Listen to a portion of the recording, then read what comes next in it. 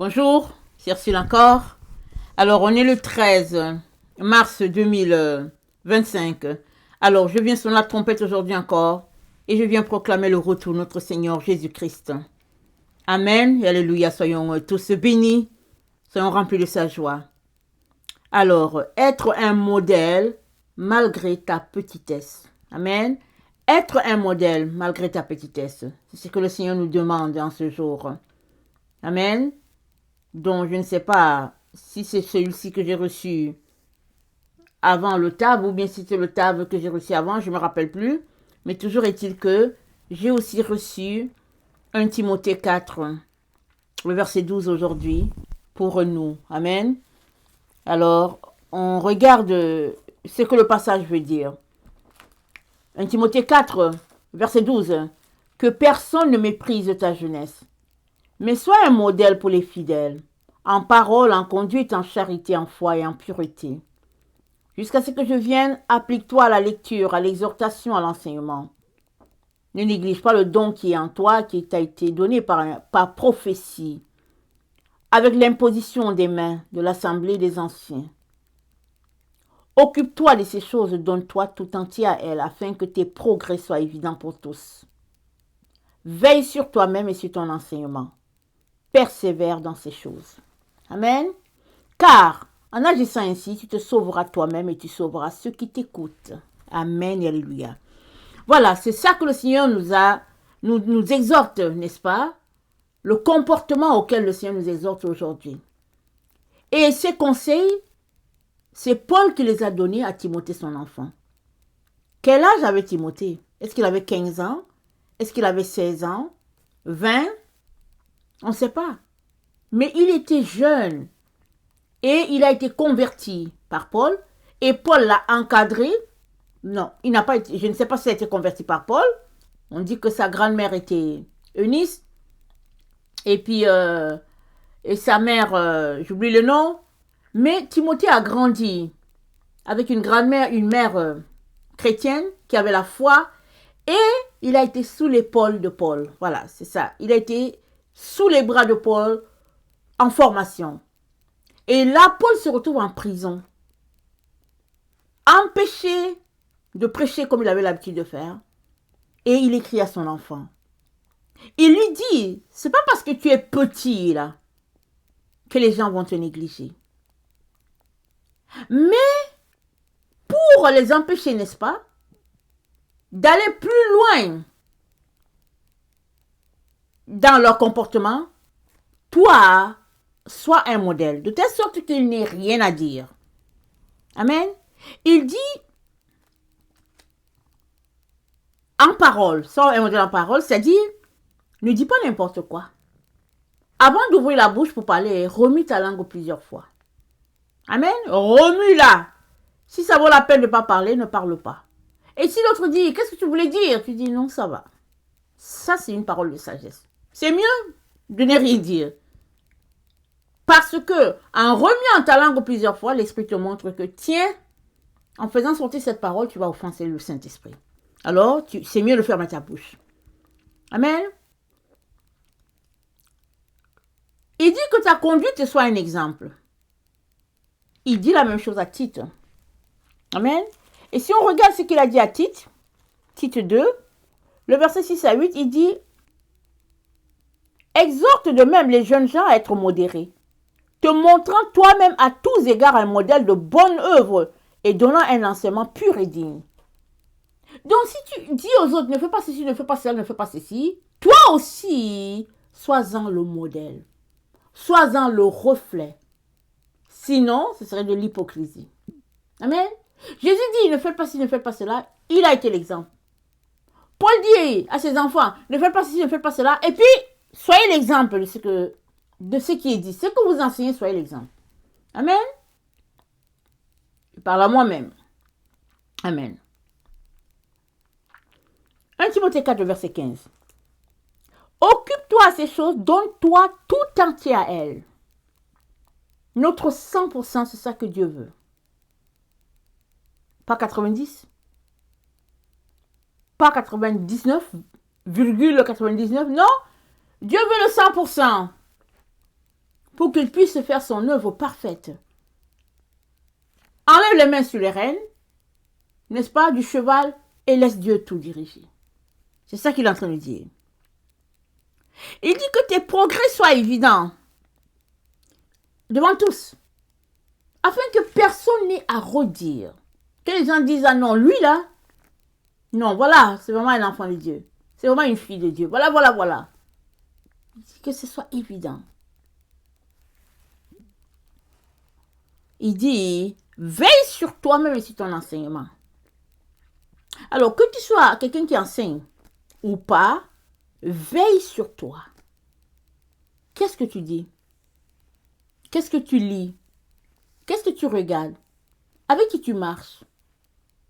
Qu'est-ce qui sort de ta bouche? As-tu une double vie?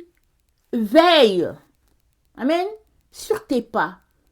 Tout ce que tu fais, veille. Parce que, à partir du moment où tu t'affiches comme l'enfant de Dieu, si toi tu ne sais pas que les gens te regardent, tout le monde te regarde. Et on vit dans un monde où les gens te regardent sans te regarder. Ils te regardent sans te regarder.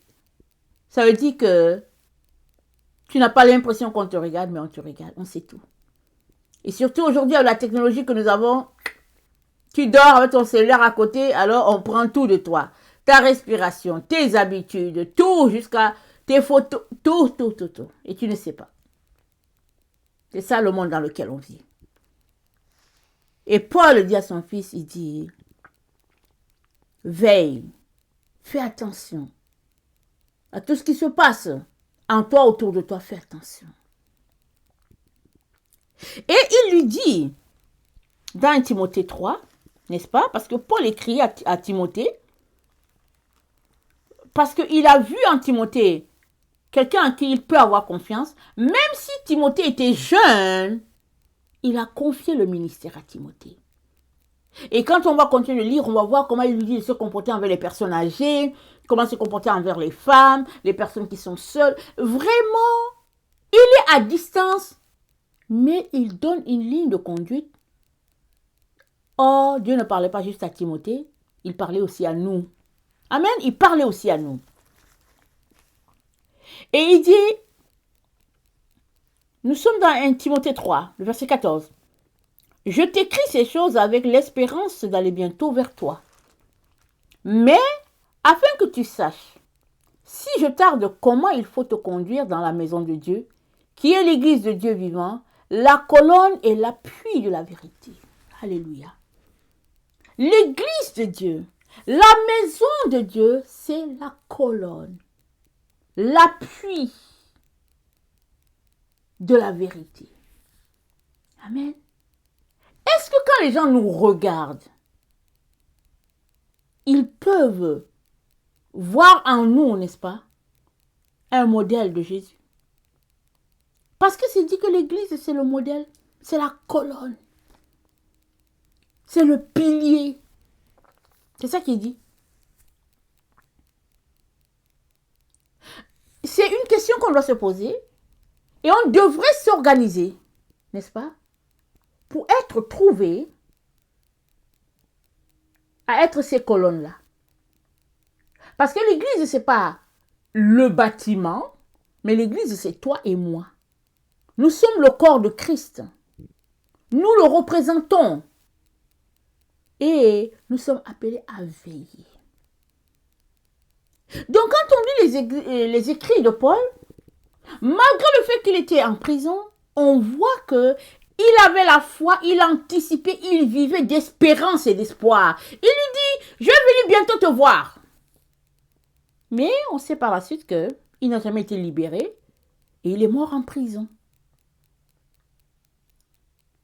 Mais il écrit à son enfant, il dit que voilà, je vais venir, mais si je tarde, voilà comment tu devras te comporter. Voilà les actions que tu devrais poser et voilà les autres que tu ne devrais pas poser. Timothée était jeune. Amen. Mais malgré sa jeunesse, Dieu a vu en lui un exemple, un modèle, un serviteur fidèle sur qui notre Seigneur pouvait s'appuyer pour continuer l'œuvre qu'il a commencée dans la vie de Paul, un jour sur le chemin de Damas. Amen. Et dans Matthieu 11, au verset 11, Jésus, parlant de Jean-Baptiste, a dit ceci. Amen. Il dit, parlant de Jean-Baptiste, Jésus-Christ a dit, « Je vous le dis en vérité, parmi ceux qui sont nés de femmes, il n'en a point paru de plus grand que Jean-Baptiste. Cependant, le plus petit dans le royaume des cieux est plus grand que lui. » Amen. Jean-Baptiste était le prophète qui a marché devant notre Seigneur Jésus. Il est celui-là qui a été informé, n'est-ce pas? Il est né d'une façon miraculeuse aussi comme Jésus. Et il a été informé par l'Esprit de Dieu que du temps où il était en train de prêcher là, il verrait l'agneau de Dieu venir. Et il a informé la foule, et ça s'est passé, et la colombe est descendue sur le Seigneur pour dire, voici mon fils bien-aimé. Donc Jean avait une relation avec le Saint-Esprit, telle que il recevait les révélations du Père, il avait le timing du moment où Jésus-Christ viendrait. Cependant, Jésus-Christ dit, le plus petit dans le royaume de Dieu est plus grand que Jean. Qu'est-ce que Jésus-Christ est en train de dire? Amen. Qu'est-il en train de dire? Il est en train de te dire que si tu te fais petit comme un enfant, tu recevras de grandes choses, des plus grandes choses que Jean a reçues. Parce que quand Jésus-Christ est venu, quelque temps après, Jean fut tué. Jean n'a pas eu le temps de bénéficier de tout ce que Jésus-Christ a enseigné, comme toi et moi bénéficions. Quand nous sommes nés, la parole de Dieu était déjà écrite. Quand nous sommes nés, Jésus était déjà mort et ressuscité. Et tout était déjà en place. C'est-à-dire, on est venu dans un monde où on trouvait que tout avait été préparé déjà pour nous. Ce qui n'était pas le cas de Jean.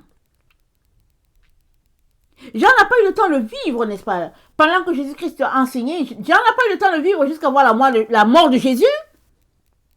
Jusqu'à dire, ok, il y a ceci que je dois changer dans mon comportement, il y a cela que je dois laisser. Jean n'a pas eu le temps. Il est mort très tôt. Et c'était ainsi, selon le plan de Dieu. Ok? Seulement, Jésus-Christ nous dit, le plus petit dans le royaume de Dieu est plus grand que Jean.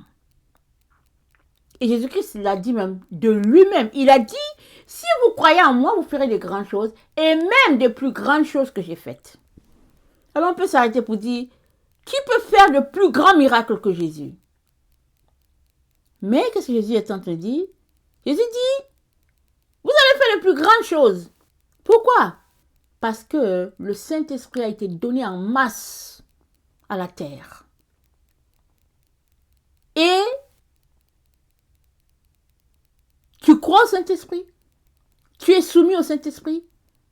Tu t'abandonnes entre les mains du Saint-Esprit? Tu te comportes comme un petit enfant? Alors, tu feras de grandes choses. Parce que Dieu, n'est-ce pas, aime quand on vient à lui avec un cœur d'enfant. Et c'est quoi le cœur d'enfant? C'est quelqu'un qui écoute, quelqu'un qui demande à Dieu comment je peux faire ça, quelqu'un qui attend que Dieu lui donne la permission, quelqu'un qui est tout simplement un enfant qui dépend totalement de son père à tout point de vue.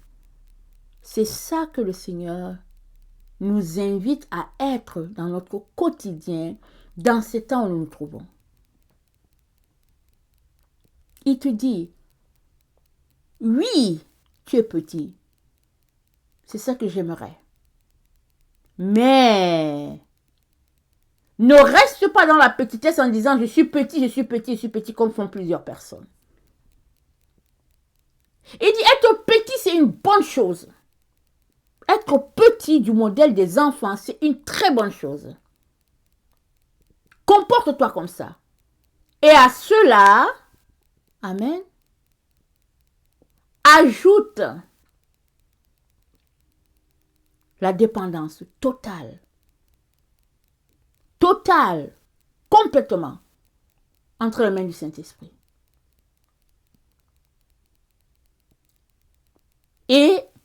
Dieu va t'utiliser pour sa gloire.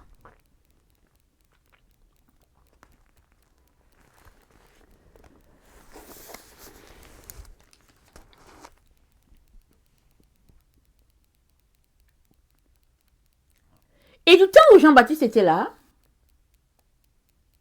il y avait beaucoup de choses que Jean-Baptiste n'a pas saisies. Pas parce qu'il ne voulait pas. Mais Jean-Baptiste est venu à une époque, à une période ou bien disons-le comme ça, Jean-Baptiste est le pont, n'est-ce pas, entre l'Ancien Testament et le Nouveau. Jean-Baptiste mettait fin à la loi et commençait, n'est-ce pas, la vie de la foi par Jésus-Christ. Jean-Baptiste, c'est vraiment ce pont-là, ce point-là, entre les deux. Donc, il y a des choses qu'il n'a pu saisir. Mais toi et moi, il y a beaucoup de choses que nous saisissons à cause de la grâce de Dieu qui est répandue énormément sur la terre. Dans 1 Jean 2,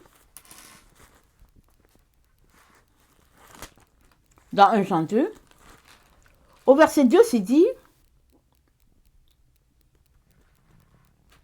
non, c'est pas, attends, 1 Jean 2, pardon, verset 8, excusez-moi. Toutefois, c'est un commandement nouveau que je vous écris, et ce qui est vrai en lui et en vous, car les ténèbres se dissipent et la lumière véritable paraît. Les ténèbres se dissipent. Du temps de l'apôtre Jean, les ténèbres se dissipaient déjà. Ils se dissipent par rapport à quoi? Par rapport à la vérité. Par rapport à la gloire de Dieu, les ténèbres se dissipent. Et la lumière véritable paraît. C'est-à-dire, de plus en plus, n'est-ce pas? Dieu se révèle à ses enfants. La compréhension que nous avons aujourd'hui des choses de Dieu, n'est-ce pas, est beaucoup plus proche de ce que Dieu aimerait qu'on saisisse par rapport à la fin des temps. Il y a des choses que nous saisissons aujourd'hui, que les gens, par exemple, du 17e siècle, du 19e siècle n'ont pas saisi. Et même la Bible dit, il y a des prophètes qui ont prophétisé sur Jésus, ils ont voulu comprendre les choses et puis le Saint-Esprit leur a dit, Dieu leur a dit, c'est pas pour votre époque. Donc, c'est pas pour votre époque, ne vous acharnez pas à chercher à comprendre ça, vous n'allez pas comprendre. C'est-à-dire, selon les époques, Dieu donne une compréhension nouvelle de sa gloire, de sa majesté.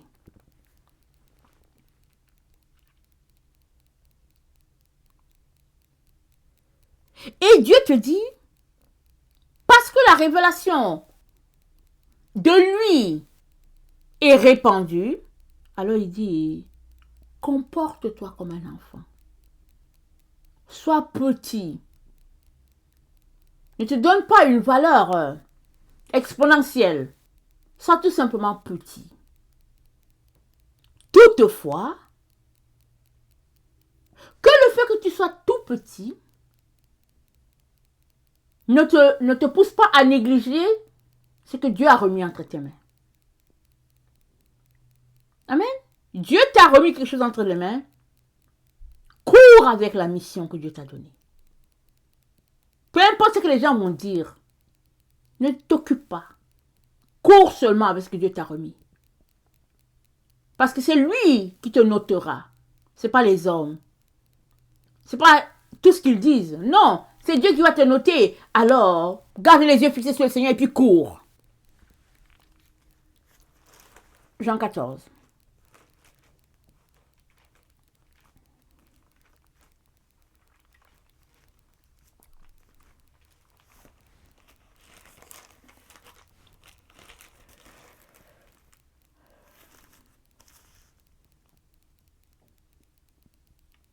Et moi, je prierai le Père, et il vous donnera notre consolateur afin qu'il demeure éternellement avec vous. L'esprit de vérité que le monde ne peut recevoir parce qu'il ne voit pas et ne le connaît point. Mais vous, vous le connaissez car il demeure avec vous et il sera en vous. C'est l'esprit qui est en nous qui fait toutes ces grandes choses-là. c'est-à-dire qui nous révèle le Père, qui nous révèle notre mission, qui manifeste la gloire de Dieu sur la terre. C'est l'Esprit de Dieu. Et Dieu dit, parce que tu as son esprit, alors comporte-toi de manière à ne pas attrister, n'est-ce pas, celui-là qui est en toi, c'est-à-dire le Saint-Esprit. Dans 1 Timothée 6, le verset 20, c'est dit, Timothée, garde le dépôt en évitant les discours vains et profanes. Garde le dépôt. Vous savez combien on a beaucoup de discours profanes dans notre monde. Nous-mêmes, on en produit. Les médias en produisent. Et partout où nous étudions, il y a des discours vains et profanes.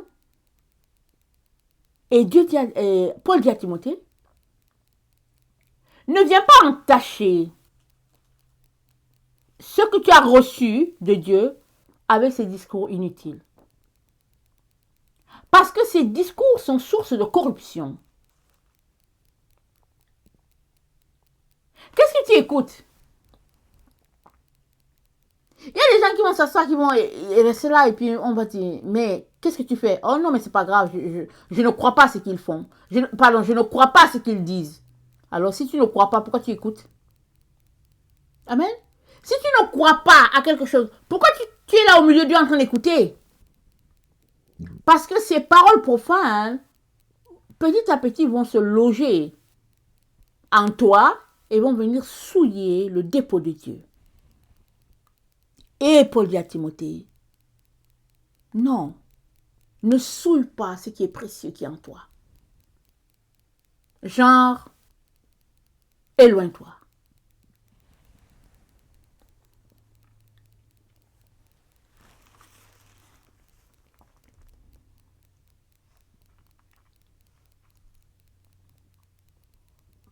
Timothée 6, le verset 11.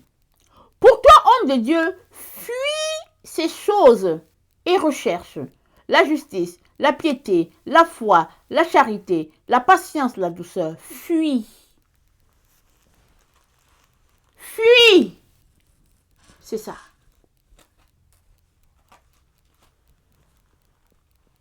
C'est ça que la parole de Dieu nous dit. Souvent on se dit, ben, les gens vont me trouver bizarre. Mais si Dieu te dit, ne sois pas quelque part, ne cherche pas à justifier en disant, ok, mais bon, voilà, il ne faut pas exagérer après tout. D'accord, après tout quoi? Parce que c'est la parole de Dieu qui te demande comment te comporter afin de ne pas souiller ce que Dieu a déposé pour toi. Ce que Dieu a déposé en toi. Parce que ce que Dieu a déposé, c'est pour le corps de Christ. C'est pour la maison de Dieu. Et si tu es souillé, alors tout ce que Dieu aurait voulu que ça passe par toi, ça sera souillé. Et il te dit, non, mets-toi de côté. Sanctifie-toi. Et tu te sanctifies comment? Par la parole de Dieu. Jésus a dit, Père, sanctifie-les par ta parole. Ta parole, c'est la vérité. Donc, c'est la vérité qui nous sanctifie.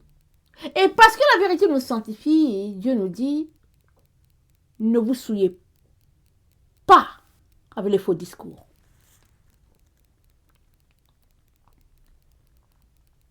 Éphésiens 5, le verset 6. Que personne ne vous séduise par de vains discours. C'est à cause de ces choses que la colère de Dieu vient sur le fils de la rébellion. Donc, les discours, les paroles profanes, toutes ces choses-là, n'est-ce pas, qui sont d'une valeur, selon nos sociétés, Dieu dit, laisse-les de côté. Va-t'en. Retrouve-toi dans la présence de Dieu. Délègue-toi de la présence de Dieu. Et laisse les autres choses.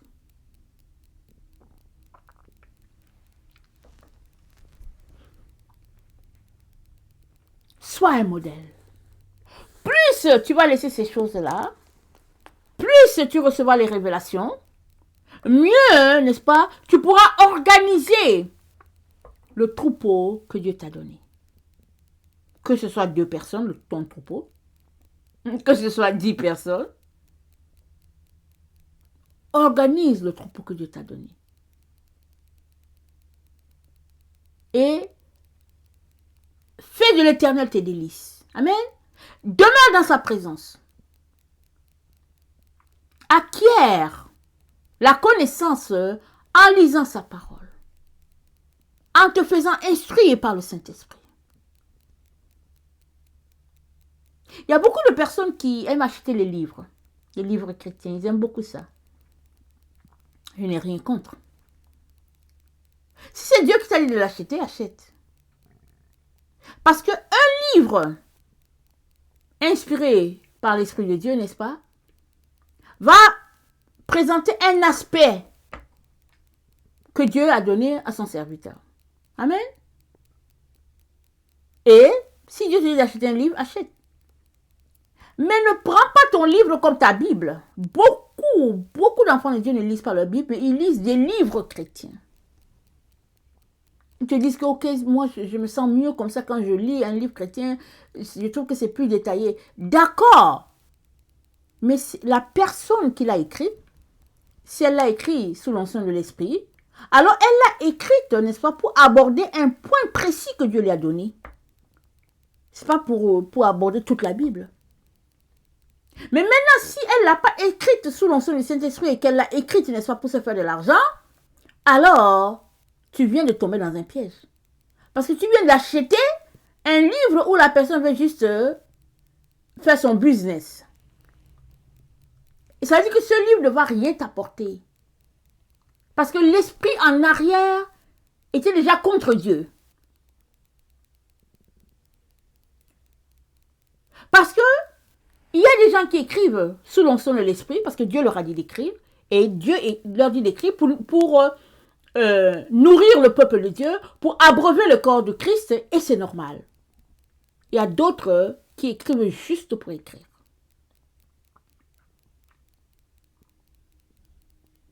Il y a d'autres encore, ils vont écrire un livre beau là, tu vas le prendre, tu vas voir que c'est quelqu'un qui a pris 4-5 livres, il a pris ici, il a collé, et puis bon, il se fait sa part d'argent. Afin d'éviter tous ces pièges-là, assure-toi que Dieu t'a dit, achète tes livres. Parce que, effectivement, Dieu peut t'enseigner par les livres de telle ou telle personne. Mais sinon, viens devant Dieu. Fais de l'Éternel tes délices. Amen. Souvent, on a l'impression que, ok, moi j'ai déjà lu toute la Bible et je ne sais pas ce qu'il y a encore à lire. Lis, appelle le Saint-Esprit. Tu vas voir que le même passage que tu as lu 10 fois, 12 fois, sur lequel tu as prêché 20 fois, Dieu va encore te donner de l'inspiration sur les mêmes paroles et ce sera différent. Pourquoi? Parce que le Saint-Esprit est faiseur de miracles. Le Saint-Esprit est révélateur de Dieu le Père, Dieu le Fils. C'est que le Saint-Esprit qui va t'aider à apprécier tout ce qui est de Dieu, à trouver ton plaisir, ta joie dans la présence de ton Père, de ton Sauveur.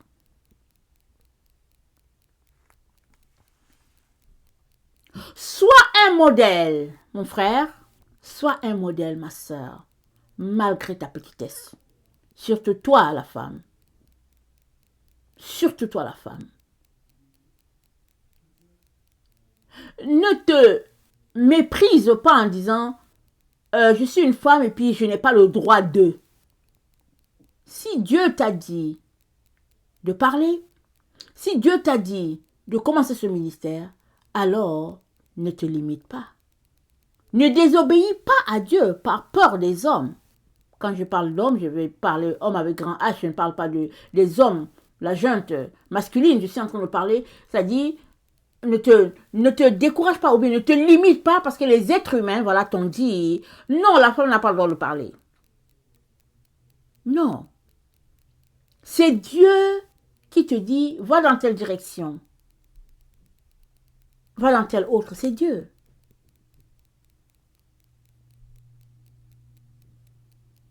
Que personne ne néglige ta jeunesse, c'est-à-dire ta petitesse.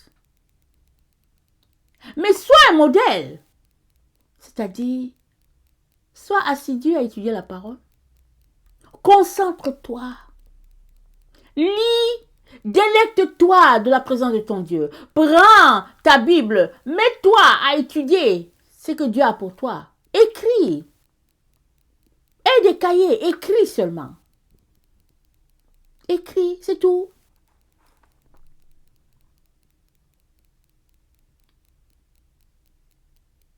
Et un jour, Dieu te dira, ok, maintenant, quitte cet endroit où tu étais là à écrire, vas-y plutôt à tel endroit et puis mets-toi à prêcher. On a l'exemple de Paul. Dans Galates, Paul a dit, quand il a été rencontré par le Seigneur sur le chemin de Damas, Paul a dit qu'il a passé 3 ans, n'est-ce pas, il allait un peu en Arabie, mais il est revenu, il était toujours en train d'étudier la parole, et puis, n'est-ce pas, il faisait ses petits pas, et il était concentré à s'équiper dans la présence de Dieu. Au début, Ananias a été envoyé pour prier pour lui, afin que les écailles tombent de ses yeux. Mais après, Paul a fait des pas, et quand Paul s'est présenté devant les apôtres, ceux-là qui ont marché avec Jésus, et qui leur a présenté son appel à lui, n'est-ce pas, Simon, Jean, Jacques lui ont serré la main pour lui dire, ok, Dieu t'a appelé vers les païens, nous on travaille ici de ce côté. Parce que la présence de Dieu, l'enseignement de Jésus-Christ à Paul était d'une évidence. Les apôtres n'ont pas eu de doute. Ils ont su du coup que Dieu avait appelé Paul et ils se sont serrés la main, ils travaillaient ensemble pour l'œuvre de Dieu. Voilà ce que l'Esprit de Dieu fait dans la vie de quelqu'un. Et est prêt à faire dans ta vie. La seule chose qu'il faudrait que tu évites de faire, c'est d'être dispersé. Parce que si tu fais un peu la parole de Dieu, un peu tu vends la pâtisserie, un peu tu couds les vêtements, un peu, ben voilà, tout sera un peu. Voilà pourquoi Paul a dit à Timothée, donne-toi tout entier à la chose. Tout entier. Tu vas rester pour dire, ah, vraiment, c'est compliqué. Ça veut dire quoi? Mes études sont dans l'eau. Ça veut dire que j'ai travaillé pour rien. Ça veut dire que, et puis ça veut dire que, et puis ça veut dire que. Ça, ce sont tes pensées qui vont loin du plan de Dieu.